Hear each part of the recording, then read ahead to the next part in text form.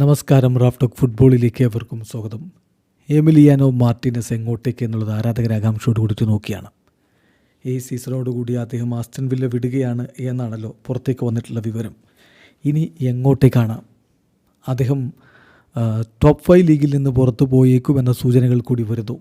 Saudi അറേബ്യയിൽ നിന്ന് ഓഫറുകളുണ്ട് എന്ന് നേരത്തെ വാർത്തകളുണ്ടായിരുന്നെങ്കിലും യൂറോപ്പിൽ തന്നെ തുടരാനാണ് അദ്ദേഹം ആഗ്രഹിക്കുന്നത്. പ്രത്യേകിച്ച് അടുത്ത വേൾഡ് കപ്പൊക്കെ വരുന്ന സമയത്ത് മികച്ച ക്ലബിൽ കളിച്ച് കോമ്പറ്റിറ്റീവായി നിൽക്കണം എന്നാണ് എമിലിയാനോ മാർട്ടിനസ് ആഗ്രഹിക്കുന്നത്. ഇപ്പോൾ അർജൻറ്റീൻ മാധ്യമ പ്രവർത്തകൻ TYC സ്പോർട്സിൻ്റെ journalist German Garcia Grova report ചെയ്യുന്ന വിവരം വളരെ എക്സ്ക്ലൂസീവായിട്ട് അദ്ദേഹം റിപ്പോർട്ട് ചെയ്യുന്ന വിവരമാണ്. അതിൽ അദ്ദേഹം പറയുന്നു, എമിലിയാനോ മാർട്ടിനസിനായിട്ട് ഇപ്പോൾ തുർക്കി ക്ലബ്ബ് രംഗത്തുണ്ട്. തുർക്കി ക്ലബ്ബായിട്ടുള്ള ഗാലറ്റസറായി അദ്ദേഹത്തെ കൊണ്ടുപോകാൻ ആഗ്രഹിക്കുന്നു. അദ്ദേഹത്തിൽ താല്പര്യമുള്ള പല ക്ലബ്ബുകളിലൊന്നാണ് ഗാലറ്റസറായി.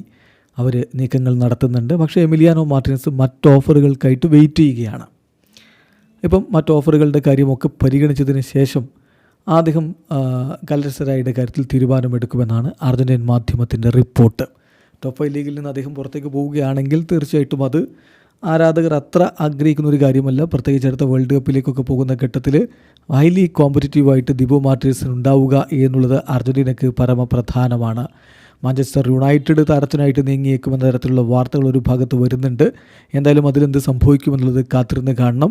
ഇതുവരെ എമി മാർട്ടിനസ് താൻ എങ്ങോട്ടേക്കാണ് എന്ന കാര്യത്തിലൊരു സൂചനയും തന്നിട്ടുമില്ല. എന്നാൽ ഇതാ TYC സ്പോർട്സ് പോലെയുള്ള മാധ്യമങ്ങൾ, അതായത് അർജൻറ്റീനയിൽ നിന്ന് നമുക്ക് വിശ്വസിക്കാവുന്ന സോഴ്സാണത്, അതിൽ ജേർണലിസ്റ്റുകൾ തന്നെ പറയുന്നു ഗാലറ്റസറായി അടക്കമുള്ളവർ താരത്തിനായിട്ട് രംഗത്തുണ്ട്.